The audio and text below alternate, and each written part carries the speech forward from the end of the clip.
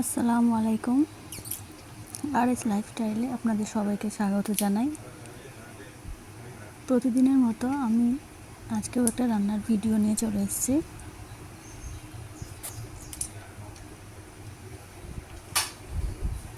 আজকে রান্না করব মৌরলা মাছের চচ্চড়ি।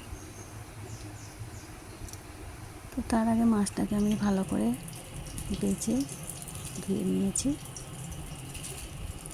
অনেকটা টাইম ধরে বাছতে হলো, ছোটো ছোটো মাছ তো। এরপরে আমি পেঁয়াজ,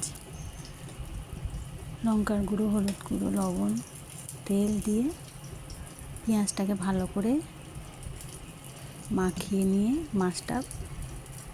তার সঙ্গে মাছটাও ভালো করে মাখিয়ে নেব।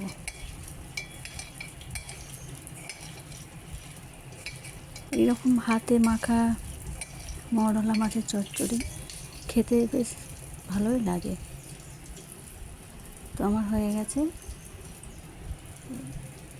এই যে মাছটা আমি ভালো করে ধুয়ে নিয়েছি। এরপর এর সঙ্গে দেবো, দিয়ে ভালো করে আবার মাখিয়ে নেব।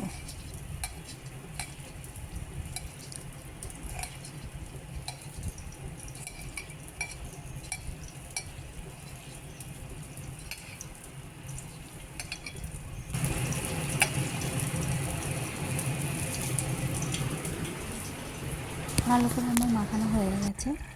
এরপর আমি পানি দিয়ে গ্যাসের চুলায় বসিয়ে দিয়ে রান্না করে নেব। তো ওপর থেকে আমি কটা কাঁচা লঙ্কা দিয়ে দিলাম, আর তরকারি হয়ে আসার আগে আমি একটু ধনে গুঁড়ো ছড়িয়ে দিয়েছিলাম। তো এই তো আজকে আমার রান্না।